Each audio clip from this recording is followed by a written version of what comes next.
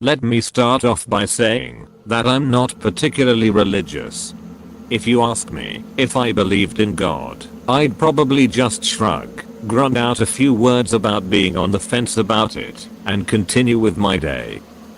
Of course, that was before last night. My friends are the kinds of people who like wild nights. Crazy parties, snort a bit of coke, take a bit of E in the bathroom, maybe hook up with someone, and leave a text on my phone at 10 past who the fuck knows telling me they don't need that ride I'm offering after all. Not to say I don't like a drink, I do, it's just clubs aren't my style. Lying low in a pub somewhere, drink in hand, listening to the TV drone onto whatever channel some scruffy guy in the back barked out for. I guess that's my idea of fun. So when my friends tell me they want to go out for a night on the town, I say sure. I hang on for the first club, buy a non-alcoholic beer in case my car's required, and try to pretend that I'm having fun. By the time I see them grinding on girls, on guys, when they strike conversation with someone who definitely might be a dealer, well, I decide my services are no longer needed. We aren't too far out, the night tube is on deck, and cool, and I can always find my car the next day. That's when I wander out of the club, look for something a little more rustic. Not that that's hard to find, not at all. I found myself in a bit of a state inside of a bar called the Ragged Feather. Wasn't a fan of the name all that much, but the drinks were cheap and the largest demographic seemed to be middle-aged men watching reruns of the football. I tried to pretend I hadn't just staggered out of a club with my ears ringing. I slicked my hair back, slipped my phone into my hand, and wandered over to the bar. I took a double shot of whiskey and drank it in one hit. Just because I wasn't at the club didn't mean I couldn't have a good time. I hung at the bar a while on my own, scrolled through my phone pretending I was doing something far more impressive than I really was. I kept an ear out for the guys on the sofas. They'd get vocal every now and then. I think the football was just running highlights, but they were incredibly dedicated to their teams. I got another whiskey and bled into the background. Of course, stragglers from clubs are commonplace. It wasn't long until some scantily dressed women staggered in, laughing, chuckling, pointing for where they wanted to sit. I saw a guy walk in with his friend, slung over his shoulder. Catatonic, most likely. He threw his friend onto one of the leather sofas ingrained with beer and smokes, and demanded 2 pints of water and all the peanuts the bar had in stock. The bartenders seemed bitterly amused. Some of the girls were taking selfies, Snapchatting their friends who were still at the club. They were ordering shots, gearing themselves up for the next leg of their night. A couple blokes wandered in with curries in takeout trays. I saw someone eat a Big Mac on the outside seating through the window. This was a night for the young and inebriated, and my mind was just dulled enough by the whiskey to enjoy the characters I could watch peaceably without interacting with. That is, until someone slipped into the seat next to me. Do I look like a girl with daddy issues? She was of average height, although that wasn't apparent immediately due to the fact that she was leaning her arms heavily against the bar. She was slim, with short and astoundingly bright red hair. It framed her round face, a face that was marred with smudged eyeshadow, smudged lipstick. Hell, it looked like her makeup was in the process of melting right from her face. There was a chip knotted into a curl in her hair, just by her forehead. The drunk side of me was actually tempted to pick it out. The girl was clearly drunk, and as I looked around the bar, I couldn't quite place where she had come from. She didn't belong to the crowd of selfie takers, she wasn't with the catatonic guys. I hoped for her safety that she wasn't with the middle-aged men. I tried to look out the window to see if maybe a group was missing one inebriated, bright-haired girl, but I couldn't. The window had fogged up. Too much heat inside, not enough outside. "Are you okay?" I asked her. She pointed her finger at me. "Answer my question," she slurred. "Ah." I really wasn't sure what to say. I settled on staring at her awkwardly, trying to answer her with a bemused expression on my face. The girl's lips curled into a drunken smile. She snorted, placing a hand over her mouth to smother her laughter. It only really aided the deconstruction of her lipstick. "I do, you know," she said, pushing herself up a little against the bar. "Have daddy issues, I mean. In case that wasn't obvious." She gestured to herself. To the mussed clothing that must have looked quite spectacular when she left home that evening. To the stains that looked a lot like old food. The sticky residue on her neck and shoulders that was quite obviously a thrown drink. "What happened?" I asked her. Her hair had curled around her neck, I realized. It was sticky with that same substance. She was a wreck. "I got in a couple of fights, no big deal," she said, shrugging. "Didn't start any, of course. No, I don't do that.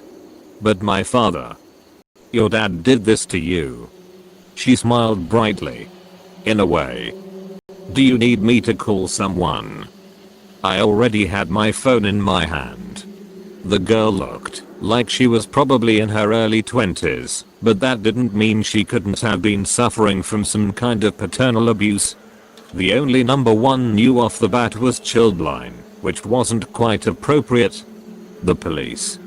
Jesus, was I going to have to deal with the cops tonight? While my friends were snorting coke not 2 doors down. The girl pushed my hand down firmly. She was already shaking her head. "No," she told me. "I don't want you to call anyone." Now her expression changed. It wasn't the attempted sultry look I'd seen on many girls of her state. It was open and wide and engaging. She wanted something from me, and I felt compelled to give it to her. "I want something else." "What do you want?" I asked her. "To tell you a story," the girl said, before glancing to the bar, "and for you to buy me a drink. The universe is a pain sometimes, and I'm afraid I think I might have lost my wallet." I laughed. I didn't know this girl, didn't know where she'd come from at all. My nights were generally about getting comfortably wasted and making sure my friends weren't dead in a ditch by the end of it all. I was used to getting hit on every now and then, but even as I was sat on that bar stool with a drink in my hand, I knew that this wasn't what this was.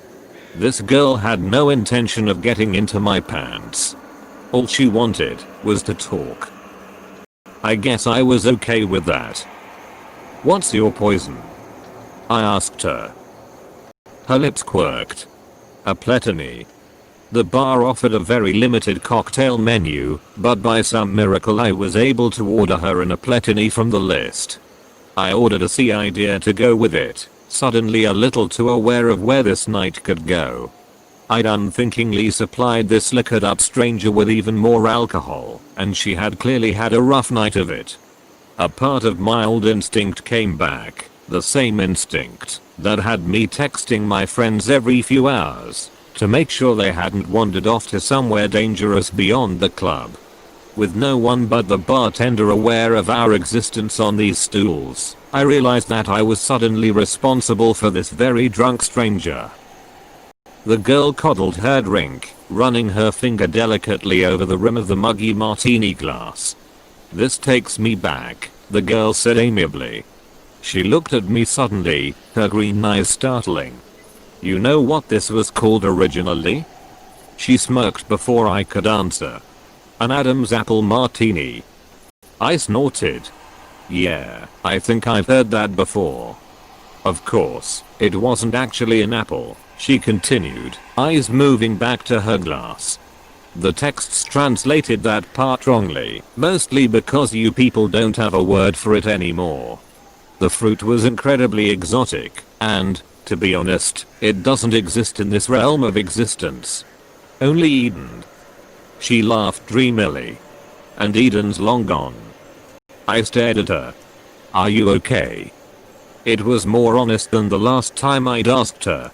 Mostly because I was beginning to feel a little dread creep into my stomach. Of course, the girl said, grinning widely. Why do you keep asking? I mean, I stuttered. Now, don't take this the wrong way or anything, but you look like someone poured their drink over me, the girl asked. Like someone else threw their kebab on my dress and another unpleasant chap littered me with his fish and chips. That I have been hit, slapped around a bit, and left in the gutter for the rats to find me. She held my eyes for an incredibly long time before her face broke out into a grin. Yeah, something like that. Why would they do that? I asked. Why wouldn't they? The girl shot back. People aren't that great and alcohol makes them worse. She shrugged. Sometimes makes them better. Nicer, a little looser in the sack, but mostly just annoying, and a little smelly. I looked at her. I watched her knock back her drink. She exuded the intelligence to know just how ironic her words were, but she was neither caring nor apologetic about them. The girl looked at me again. You bought me a drink. Now you can listen to my story. I nodded wordlessly. She smiled, pointing at the bartender, and then at her drink. The bartender was already making her another. Eden, the girl said, reiterating her earlier babble, as though the words had only just come out of her mouth. They always think that's my fault, you know. The reason Adam and Eve got kicked out of their perfect little nudist paradise. She shot me a knowing glance. Only in Eden can you sit on the grass, but naked and not get a pine cone stuck in your crack. I blinked. I'm sorry, I said. I'm not following. Sorry, the girl said. My story won't make any sense without a proper introduction. She reached out her hand. Hello. My name's Lucifer. She winked. But you can call me Lucy. There's an uncomfortable heat that stretches through your veins when you first go into fight or flight mode. Adrenaline pounds through your blood and all you want to do is get up and go. It overrides everything else. A lot of things made sense when the girl told me her name. For starters, that she was crazy. She had to be. She looked like she'd been attacked on 4 separate occasions in one night, and up until that moment, I hadn't known how that could be possible. Behind the melty makeup and dirty clothes, she was rather attractive and her attitude hadn't come off as catty or rude. If she'd been going around telling people she was the devil, though, that gets a reaction out of people. I suddenly felt myself looking at her wrist, down towards her ankles. Did she have some kind of cuff on from one of those mental institutions? Had she broken out of hospital after a nasty bump on the head? Was any of this even happening at all? I really would have to call the cops. I know what you're thinking, the girl, Lucy, said. You're thinking that I'm crazy, that you need to get out of here. Maybe you even think I'm aggressive. Are you? I asked her. Would I be here with you, drinking a Platinus if I were? She asked, fluttering her eyelashes. Would you look the way you do if you weren't? I shot back. She grinned, toasting her new glass. Tauche.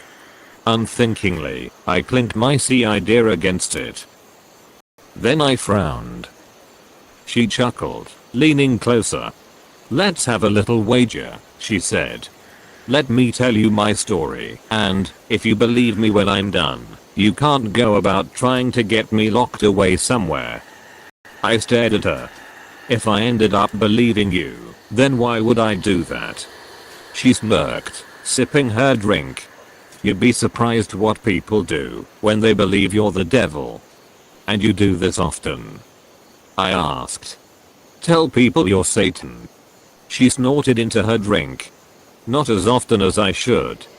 But it's been a rough day and a hell of a long lifetime. I'd like to have a chat, if that's alright with you. I waved to the bartender for another whiskey. The girl's eyes glinted with humor. I wasn't necessarily trapped with her, but a part of me didn't want to leave without first hearing what she had to say. Besides, at the end of it all, I couldn't just leave a crazy girl to wander around London alone at night. So, I said, taking a swig of my drink. Eden. Lucy laughed. Adam and Eve. I continued. You're saying that's true? God created two humans and we all came from them. God made two prototypes, Lucy corrected with a raised finger. My father created angels as his toy soldiers, but he had failed to make anything like himself. After us, it was his next big project, and he spent every waking hour of existence slaving over his two prototypes. He gave them a perfect utopia to live inside of, but he wanted to test them. He wanted to know whether they had free will. And did they? Lucy's face soured. No. My father could never bring himself to go that far.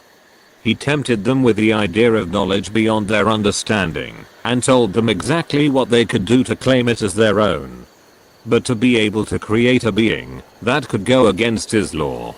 Oh, my father is a very controlling being. He was afraid to unleash that ability unto them. Lucy was very adamant in her delusions, that was clear to me. She spoke about her father with such distaste that I began to feel bad for her. Only someone who had been hurt very badly would have the gall to spite God himself. And what? I asked her, entertaining her delusion. You were the one that tempted them in the garden. The devil has been a girl this whole time. She smiled. I dabble. Then she looked at me, raising a brow. All of humanity thinks that temptation came in the form of a snake. The snake's legs were taken away as punishment for drawing Eve towards the forbidden fruit. She laughed, a hard and short sound. Snakes never had legs, and it was not a sin to tempt those poor prototypes into doing what they did next.